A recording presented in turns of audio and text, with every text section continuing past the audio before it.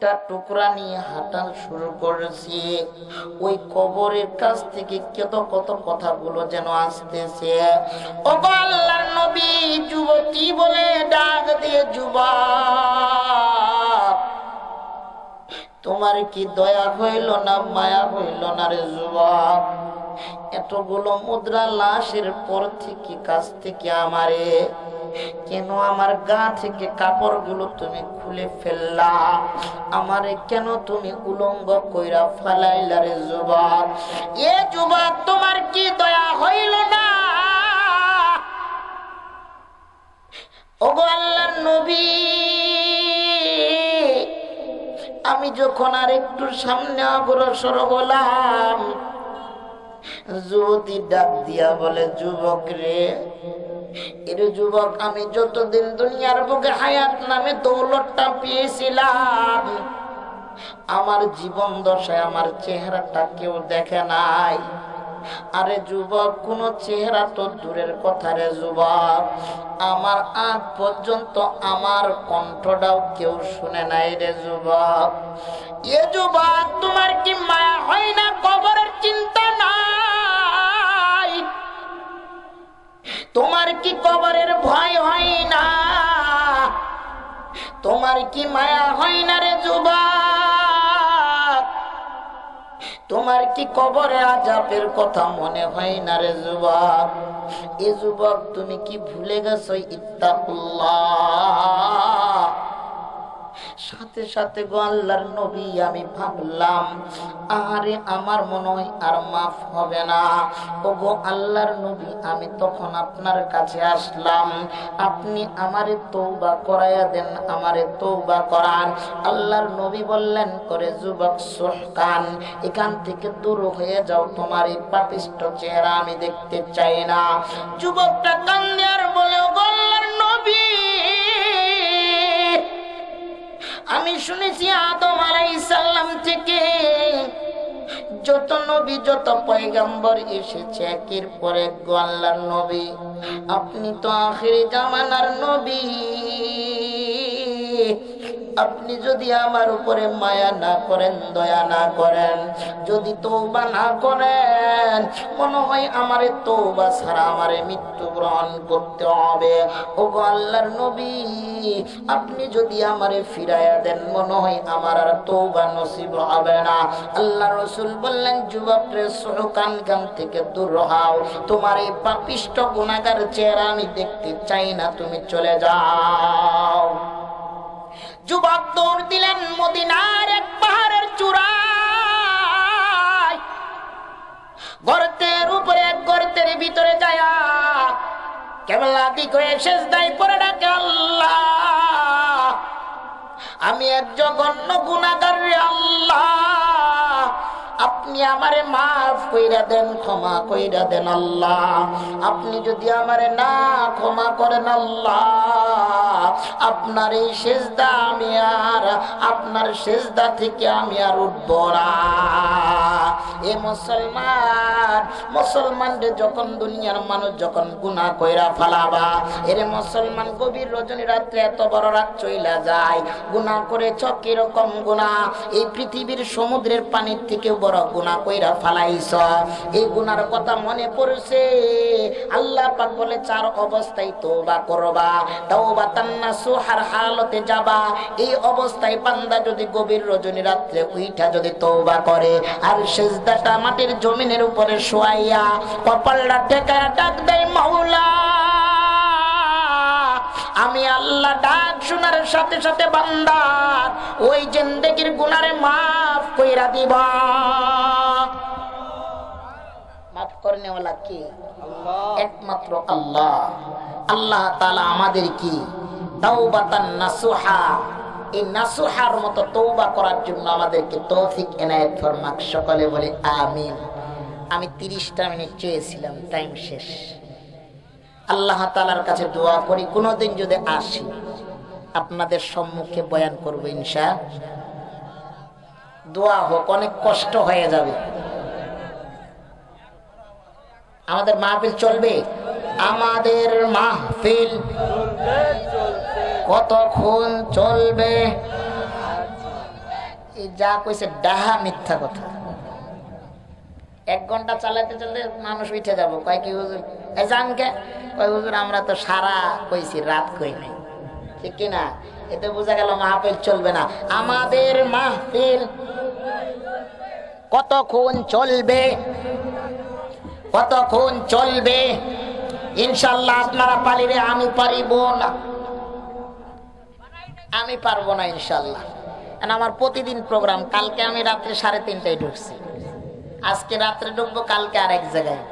আগামী ফেব্রুয়ারিতে 25টা অলরেডি পড়ে গেছে, আবার মনে হয় যে কয়টা তারিখ বাকি আছে এগুলো বুক হয়ে যাবে মনে হয় আর কি। 21শে ফেব্রুয়ারিতে আমার 6টা প্রোগ্রাম। আপনাদের দোয়াই ছোট কাল থেকে দুনিয়া চিনি নাই, এক আল্লাহ ওয়ালির সাথে সবসময় জীবনটারে ব্যয় করছি। বাস্তব আমি পৃথিবীতে অনেক মানুষ দেখছি, আমার শায়েখ, আমার মুরব্বী হযরত আবু জাফর সাহেব ইব্রাহিম দামাত বারকাতুম মাদ্দাজিল আলিয়ার মতো মানুষ পাইনি। বাস্তব উনার বুকটা ছিল সবার জন্য সমান। আজকে মানুষ দেখি, মানুষ মানুষকে ঘৃণা করে। আমার শায়েখের কাছে আমি গেছি, মানুষ যত রকমের মানুষ গেছে, টান দিয়ে বুকে জড়ায় আনেছে আর বলছে বাজান দুনিয়াটা তো হাই হেলো যায়, কয়দিন থাকবো আর কয়দিন চলবো, একদিন চলে যাইতে হবে। বাস্তব সেই মানুষটার দ্বারা আজকে জীবনটা গঠন করছি, চলে যাবে। এই মানুষটা অনেক অসুস্থ, আল্লাহ যেন আল্লাহ তাআলা সুস্থ করে দেয়। আমার হযরতকে যেন আল্লাহ পাক 50 বছর আল্লাহ হায়াতে তয়্যিবা দান করে, আমিন। বিশেষ করে আমি একজন এতিম কাঙ্গাল, অল্প বয়সে মাত্র 3টা বছর হয়ে গেছে আমার পালকি ধামের আমার আব্বা হুজুরের কবরে রাখি আছে। আপনাদের কাছে দুয়ারে ভিখারি, আমি বড় এতিম, বড় কাঙ্গাল। আল্লাহ তাআলা যেন আমার আব্বা হুজুরের কবরগুলোকে রিয়াজুল জান্নাত বানায়া দেন। এজন্য দোয়া হবে বিশেষ করে। যাই যেহেতু রিকোয়েস্ট করেছেন, তাহলে কয়েকক্ষণ কথা বলবো, কেউ উঠবেন না, ঠিক আছে? এই যুবকটার অবস্থা কি হলো এই মজলিস থেকে দেখেন। আল্লাহ পাক রব্বে কারীম যে বাহলুল পাগলের দ্বারা ঘটনা বলেছিলাম বাকি আছে। বাহলুলকে জিজ্ঞাসা করে, বাহলুল আমি স্বপ্ন দেখেছি, তুমি কেমনে জানলা? ঠিক কিনা? প্রশ্ন হয় না? বাহলুল আমি স্বপ্নে দেখেছি, সেটা তুমি কেমনে নদীর ঘাটে জানলা? সেদিনে বাহলুল বলেছিল, আমি তো বাহলুল নয়, আমি তো বাহলুল পাগল। তোমার পাগলামি হচ্ছে দুনিয়ার জন্য, আমার পাগলামি হচ্ছে রব্বে কারীমের জন্য, ঠিক কিনা? যেদিন মানুষকে মানুষ পাগল বলবে, সেদিনে মনে করবা আমার দ্বারা রব্বে কারীমের কোনো একটা হক আদায় হইতেছে। যেদিন তোমাকে মানুষ তিরস্কারী করবে, সেদিন মনে করবা নিশ্চয় আল্লাহ তাআলার দ্বীনের একটা কোনো খেদমত আমার দ্বারা হইতেছে, ঠিক কিনা? এই জন্য মুসলমান, এই বাহলুল পাগল রে এক সময় বাদশাহ হারুন রশিদ বলছিল, বাহলুল তোর পাগলামি আমি দেখতে চাই না, এই যে লাঠিটা আমার তরফ থেকে তোমার উপহার। বাহলুল সবুরের সাথে লাঠিটা ধরেছিলেন আর বলেছিলেন, বাদশাহ লাঠিটার দিকে তাকাও আর বাহলুল পাগলের দিকে তাকায়া রাখো, না জানি এই লাঠিটাই তোমার শেষ সম্বল হতে পারে। এক সময় বাহলুল সফরে যাবে, বাদশাহ হারুন রশিদ সফরে যাবে, বাহলুল খবর পাইছে, লাঠিটা নিয়ে বাদশাহ হারুন রশিদের কাছে আসছে। আসার পরে বললে, বাদশাহ কোথায় যাবেন? কয় একটু সফরে যাব। কয় কোন জায়গায়? কয় একটু যাব কবর দেশের সফরে, অসুস্থ, উনি কবরে চলে যাবে।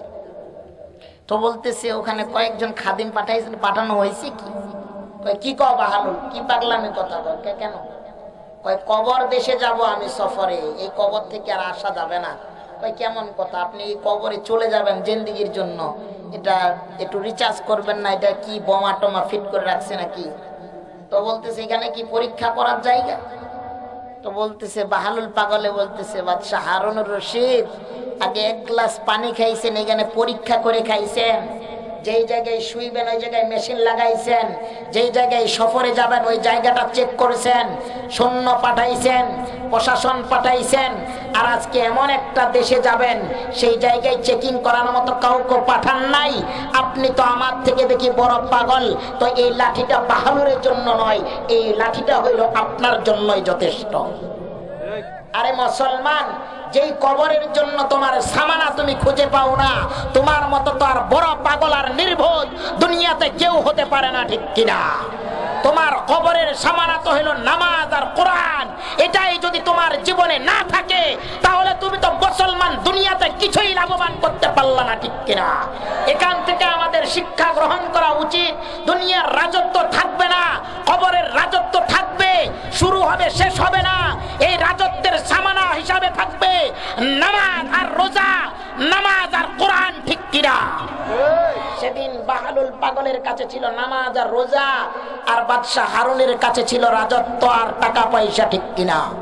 যাই হোক, মুসলমান এখানে এসেছি রব্বে কারিমের কাছে জান্নাত খরিদ করে যাব ইনশাআল্লাহ। এমন ব্যক্তি আছে যার কষ্টের টাকাগুলো দিয়ে জান্নাত পেতে পারে, এমন ব্যক্তি আছে আল্লাহ পাক তাদেরকে কিছুই না দিতে পারে, ঠিক কিনা? এটা নেওয়ার জায়গা, দেওয়ার জায়গা। আল্লাহ পাক রব্বে কারিম এই যুবকটা সেজদারত কাঁদতেছে আর খুব ক্রন্দন করতেছে, কেবলা দিকে পড়ে আল্লাহ রাসূল সাল্লাল্লাহু আলাইহি সাল্লামের কাছে একবারে নিকটে চলে আসছে। জিবরাইল আলাইহিস সালাম আগমন করেছে, ইয়া রাসূলুল্লাহ, আল্লাহ পাকের তরফ থেকে আপনাকে সালাম জানাইছি। কানে কানে খবর দিয়ে গেলেন, ওগো আল্লাহর নবী, আপনার কাছে যে যুবকটা এসেছিলেন সেই যুবকের তাওবাতান নাসুহা, এই নাসুহা তওবা কবুল কইরা যুবকের জিন্দেগীর গুনারে মাফ কইরা দিয়েছে। সুবহানাল্লাহ। বইয়ের কম বলে যায় কই? সুবহানাল্লাহ কোন না? সুবহানাল্লাহ কোন? একবার সুবহানাল্লাহ কইলে একটা জান্নাতে গাছ লাগায়া যাবে। আর এই গাছের যদি সকাল হইতে বিকাল পর্যন্ত একটা তরু তাজা ঘোড়ারে দৌড়াইতে আবার শুরু করেন, এটা 3 ভাগের 1 ভাগও শেষ করা যাবে না। সুবহানাল্লাহ। আমরা মুসলমান সুবহানাল্লাহ কইতে হবে কোন জায়গায়? আলহামদুলিল্লাহ এইটাও পারি না, ঠিক কিনা? মুসলমান, এই যে মুসলমান গুলো বসে আছে, মুসলমান জিজ্ঞাসা করেন 11টা মোবাইল নাম্বার বলতে পারবে, রুকুর তাসবিহ বলতে পারবে না। আর মুসলমান, মুসলমান দামি করে আমি যদি বলি কারা কারা মুসলমান, বুকে হাত দিয়া বলবে আমি মুসলমান, ঠিক কিনা? কিন্তু কালিমা তয়্যিবা কেউ পারবে না। মুসলমান প্রমাণ, এটা আমরা প্রমাণ করেছি মুসলমান। আমার মার্কাজে নমুনাই সুফা মাদ্রাসা আছে, এই যে ঠিকানা লেখা আছে, বয়স্কদের মুরব্বীদের মাদ্রাসা। 100 মুসলমান বসাইছি, বসানোর পরে ট্রাই করেছি কারা কারা কালিমা পারেন। 100% মধ্যে 95% মানুষ কালিমা পারে না। হ্যাঁ মুসলমান, কালিমার মধ্যে নয় শুধু। এক সময় এক মঞ্চে আমি জিজ্ঞাসা করেছি আমাদের নবীর নাম কি? পিছন থেকে এক দাড়ি চুল পাকা মুরব্বী বলেছে আমার নবীর নাম কাজী নজরুল ইসলাম। আমি বলেছিলাম আমি নবীর নাম চেয়েছি, কবির নাম চাই নাই। দ্বিতীয়বারও বলেছে আমাদের নবীর নাম কি? সে চিৎকার বলেছে কাজী নজরুল ইসলাম। ও মুসলমান, আজকে হার মুসলমান নয় মুসলমান, অনেক মুসলমানদের ঘরে ঘরে আজকে কালিমার তালিম হয় না, ইসলামের দাওয়াত পর্যন্ত যায় না, ঠিক কিনা? আমরা মুসলমান নিজেকে দামি মনে করি। মুসলমান আজকে কালিমার সার্টিফিকেট পারি না, জান্নাতের সার্টিফিকেট পারি না, রুকুর তাসবিহ পারি না, সিজদার তাসবিহ পারি না, সূরাতুল ফাতিহা পড়তে পারি না। এরা দণ্ড বিতর্ক করে, ইমামের সাথে ঝগড়া পর্যন্ত করে, ঠিক কিনা? বেতন নিয়ে কারাকারি করে, ইমামের চাকরি পর্যন্ত খেয়ে ফেলে, হুশ সুদে লিপ্ত হয়ে যায়, জেনাবে বিচারে লিপ্ত হয়ে থাকে, ঠিক কিনা? ইমামের কেরাত লম্বা হইলে ঝগড়া ফাসাদ করে, দণ্ড বিতর্ক করে, ইমামের চাকরি মুহূর্তের মধ্যে বাদ করে দেয়, ঠিক কিনা মুসলমান? আমি বলতে চাই মুসলমান, আমরা চাকরির পরোয়া করি না, আমরা রব্বের পরোয়া করি, ঠিক কিনা? চাকরি তাবেদারি করি না, চাকরি তাবেদারি আমাদের করবে, ঠিক কিনা? এজন্য হক কথা বলবো, হক দাওয়াত দেব। ইমাম যারা আছে, উলামায়ে কেরাম আছে, সত্যের দাওয়াত দেব, সত্যের কথাগুলো তুলে ধরবো, ঠিক কিনা? এতে নিজের বাপও যদি বিরাজ হয় বিন্দু মাত্র পিছপা হব না। আমি মনে করি আপনারা সত্যের কথাগুলো তুলে ধরেন, এলাকাবাসীদের হেদায়েতের পরিবর্তন চলে আসবে। আজকে যারা প্যান্ট শার্ট পরেছেন, ক্ষমতা পেয়েছেন, ক্ষমতা আছে, আপনার এলাকায় ক্ষমতা জারি করেন যে এলাকায় সর্বপ্রথম বাচ্চাদেরকে কোরআন শিক্ষায় শিক্ষিত করতে হবে। বাংলা পড়ার সমস্যা নাই, অন্তত কোরআনটাকে নাজারারা ভালো মতো পড়তে হবে, ঠিক কিনা? ওই এলাকায়, যে এলাকায় প্রথম বাচ্চা সন্তান জন্মগ্রহণ করবে, তার মুখে কালিমা তৈয়বা তুলে দেওয়া হোক। দেখবেন ওই বাচ্চাটা যত বড় নেতা ক্ষমতা পাক না কেন, তারা কখনো কোরআনের বিপক্ষে কথা বলবে না। ঠিক কিনা মুসলমান? আমি বলতে চাই, ওই এলাকার যদি ক্ষমতা মানুষগুলো ঐক্যবদ্ধে আইন জারি করে, ওই এলাকায় সর্বপ্রথম মা বোনদেরকে বেইজ্জতি হতে হবে না। ঠিক কিনা? জেনা ব্যভিচার লিপ্ত হবে না। ঠিক কিনা? জেনা ব্যভিচার চলে যাবে, চুরি চামারি চলে যাবে, হিংসা বিদ্বেষ চলে যাবে, কাটাকাটি চলে যাবে, হানাহানি চলে যাবে। ঠিক কিনা মুসলমান? এজন্য আসুন আমরা আজ থেকে আমাদের এলাকায় আমরা কোরআনের আইন জারি করব ইনশাআল্লাহ। আল্লাহ পাকের কাছে নিয়ত করব, আজ থেকে আমরা 5 ওয়াক্ত নামাজ পড়ব, কোরআন শিক্ষায় শিক্ষিত হব, কবরে জাত রেখে দেব, 5 ওয়াক্ত নামাজ পড়ব, মাদ্রাসায় ছাত্রদেরকে কোরআন শিক্ষার জন্য ভর্তি করব। কারা কারা রাজি আছে আল্লাহকে দেখাবার জন্য দুটো হাত তুলে দেখাবার দেখি। ইয়া আল্লাহ, যে হাতগুলো উঠেছে, ইয়া আল্লাহ সকলকে কবুল করা, 5 ওয়াক্ত নামাজ পড়া তৌফিক এনায়েত ফরমান।